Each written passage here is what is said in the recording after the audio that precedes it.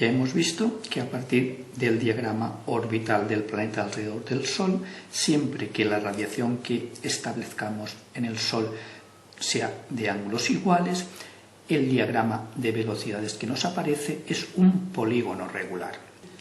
Cuando el ángulo de la radiación vaya disminuyendo, es decir, tienda a cero, el polígono regular del diagrama de velocidades va a ser de mayor número de lados. De forma que cuando este sea cero, el número de lados sería infinito y el diagrama de velocidades será una circunferencia, será circular. Y cuando eso ocurra, la velocidad que tiene la dirección de la cuerda en la órbita, cuando tienda a cero el ángulo, se va a convertir en la tangente en cada punto de la órbita. Fijémonos, el ángulo central del polígono será también de 36 grados, es decir, este ángulo central del polígono será omega, el ángulo que forman dos radios vectores. Este sería el centro de la circunferencia que circunscribe al polígono regular que forma el diagrama de velocidades. Y en ese caso, la velocidad en el punto cero tendrá la dirección de una recta tangente a la órbita, ¿verdad? Que sería, en este caso, la velocidad en el punto cero. Ahora ya es la velocidad en un punto de la órbita, tangente a la órbita.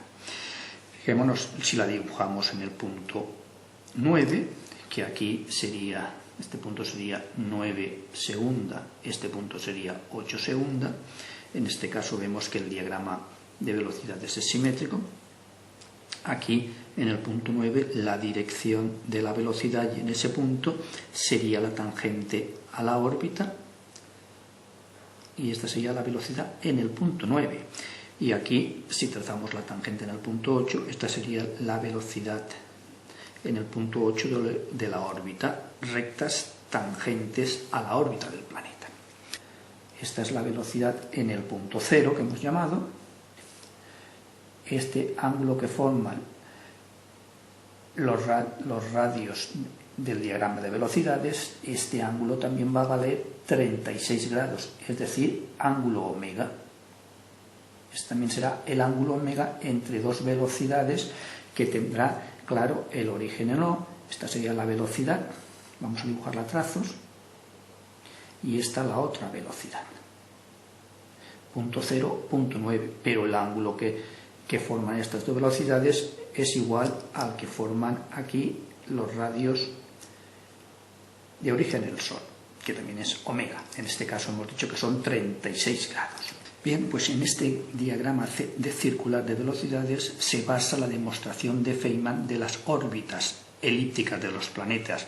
Fijémonos que si el diagrama de velocidades es circular,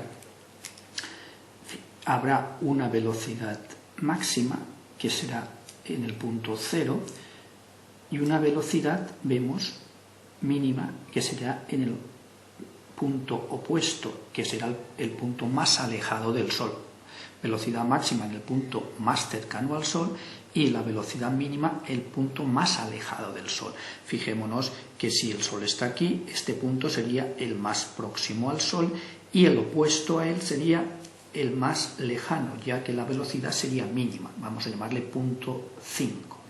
Luego vemos que al unir estos dos puntos, aquí la órbita va a tener un eje de simetría. Será una órbita cerrada, una curva cerrada, ¿verdad? Cóncava, por supuesto, y además con un eje de simetría, como podemos observar.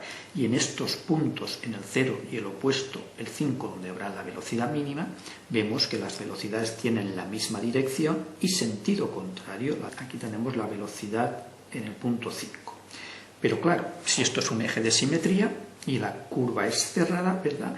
Aquí la tangente será perpendicular, la velocidad tiene que ser perpendicular al eje de simetría que une esos dos puntos. Este ángulo valdrá 90 grados y también lo valdrá, porque son rectas paralelas, en el punto 0, en el punto más próximo al Sol y en el punto más alejado al Sol. Veamos dibujemos un diagrama de velocidades circular.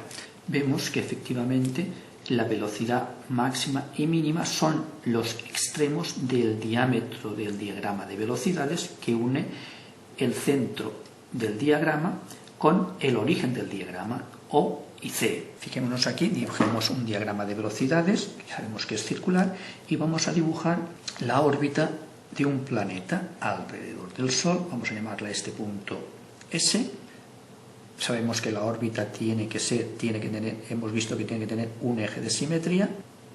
Tendrá un punto que hemos llamado 0, punto 0, que será el punto más cercano al Sol, y un punto que hemos llamado aquí 5, más alejado al Sol, punto 5. Que en estos extremos aparece la velocidad máxima y aquí la velocidad mínima, en el punto opuesto, que hemos llamado punto 5. Bien, a partir de aquí, efectivamente, paralela a estas velocidades será el diámetro del diagrama de velocidades, que lo hemos hecho de centro en C. Si situamos un punto de la órbita, vamos a dibujar la órbita del planeta, que tiene que pasar por este punto, ¿verdad? Y también pasará por el punto 5. Ya hemos visto que tiene que ser una órbita simétrica, al menos respecto de este eje de simetría que hemos dibujado. Marquemos un punto. De la órbita vamos a marcar el punto que hemos llamado aquí 2, que este ángulo valdría, en este caso, 72 grados. Aquí tenemos el punto que hemos llamado 2. Sí, ahora aquí aparecerá la velocidad en el punto 2 tangente a la órbita en el punto 2.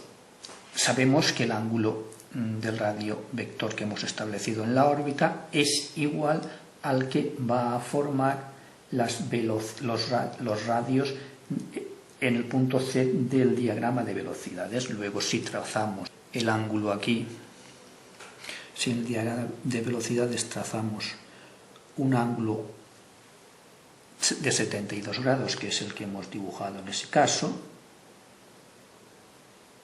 tendremos aquí la velocidad en el punto 2. Llamemos aquí punto 2. Y esta será paralela por P sub 2, paralela a la velocidad que es la tangente a la órbita en dicho punto. Esta paralela nos dará el origen del diagrama de velocidades. Este radio, que es la velocidad en el punto 2, tiene que ser paralela, evidentemente, a la dirección de la velocidad, a v sub 2, que es la velocidad que lleva el planeta en el punto 2. Velocidad tangente a la órbita del planeta. Claro, de esta forma ya podemos averiguar cualquier velocidad en la órbita del planeta. El ángulo que forman estas dos velocidades en el punto 0 y 2, llamémosle a este ángulo beta, lo tenemos aquí. Este sería el ángulo beta. Vemos que la órbita será la curva tangente a todas las direcciones de las velocidades que sabemos que son tangentes a dicha órbita, ¿verdad? Y a partir de este diagrama de velocidades las podríamos calcular. Pero veamos cómo se genera la órbita. Fijémonos, si dibujamos este diagrama de velocidades girado 90 grados, vamos a dibujarlo aquí y a una escala mayor. Este diagrama, si lo dibujamos a mayor escala, lo que nos va a permitir es mayor claridad en el trazado de la órbita. Vemos a este punto, es el punto C, este sería el punto 0 y el opuesto, este de aquí, sería el punto 5. El ángulo de 72 grados lo tendremos aquí, trazamos este radio con centro en C y este ángulo es el ángulo que en este caso lo hemos hecho de 72 grados. Este sería el punto que hemos llamado punto 2. Y ahora, claro, fijémonos el ángulo que forma la velocidad en el punto 0 y en el punto 2, beta, la tendremos aquí. Esto sería el ángulo beta, el que forma la velocidad en el punto 0 y en el punto 2. y por lo tanto aquí tenemos O, origen del diagrama de velocidades. Girado 90 grados, pero vemos que si lo hemos girado 90 grados, fijémonos que si prolongamos la velocidad en el punto 2, el ángulo que forma esa velocidad con la velocidad en la órbita, aquí este ángulo vale 90 grados, son perpendiculares. Esta es la magnitud, pero la dirección es perpendicular a ella. Esta es la dirección perpendicular en este diagrama de velocidades a su magnitud, que la tenemos aquí. Bien, fijémonos que esto ocurriría con todas las velocidades que tracemos en este diagrama de velocidades que hemos girado 90 grados. Vemos que el diagrama de velocidades se convierte en la circunferencia focal de una elipse de focos C y O, centro del diagrama de velocidades y origen del diagrama de velocidades. Cuando estudiamos la elipse vimos que la circunferencia focal contiene los simétricos de un foco respecto de las tangentes, siempre que la circunferencia focal esté en el otro foco. Luego vemos que la mediatriz de este segmento, o P2, que es la velocidad en el punto 2, la mediatriz de este segmento sería la tangente a la elipse y por lo tanto la dirección de la velocidad tangencial en el punto 2. Esta es la tangente en el punto 2 a la elipse, que se convierte, hemos visto, en la velocidad en el punto 2. Teniendo el punto de tangencia, tendremos el punto de la trayectoria del planeta, que sabemos que es la intersección de la tangente con el radio vector que pasa por el dicho punto. Aquí tenemos, este sería el punto 2 en la elipse. Bien, de esta forma encontramos el punto de tangencia, posición del planeta y la dirección de la velocidad, cuya magnitud en este diagrama sabemos que es la distancia que hay de O a P2. Esta sería la magnitud.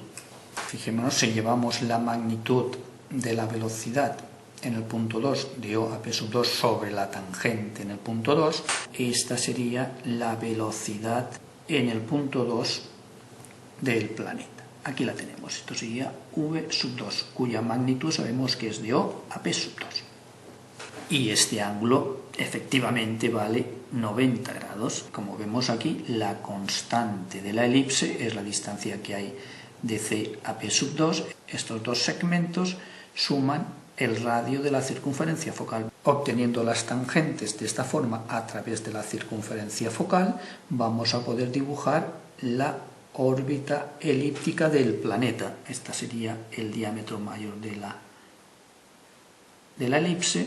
Ya vemos a este punto, ya vemos el eje mayor A' de la elipse, ¿verdad?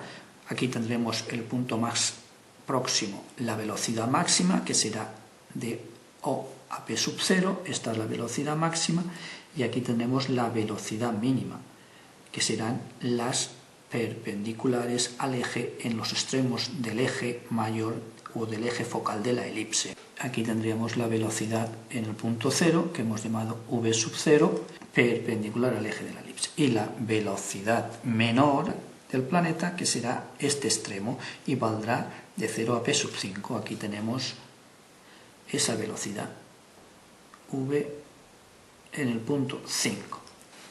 Vemos que a partir del diagrama de velocidad vamos a poder dimensionar la trayectoria del planeta, sabiendo además la magnitud y dirección de sus velocidades en cada punto, a la escala correspondiente, claro.